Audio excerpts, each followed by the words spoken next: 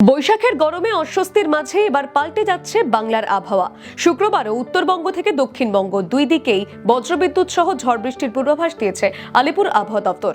তবে আপাতত খানিকটা স্বস্তির হাওয়া মিললেও গরমের অস্বস্তি কিন্তু পুরোপুরি কাটছে না। হাওয়া অফিসের পূর্বাভাস, শুক্রবার দক্ষিণবঙ্গের প্রতিটি জেলাতেই ঝড় বৃষ্টির সম্ভাবনা রয়েছে। ঘন্টায় 30 থেকে 50 কিলোমিটার বেগে দমকা হাওয়া বইতে পারে।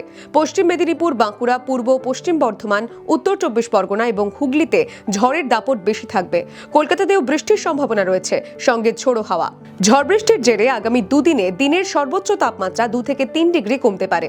তবে তার পরবর্তীতে 5 দিনে আবার 3 থেকে 4 ডিগ্রি পর্যন্ত বাড়তে পারে তাপমাত্রা।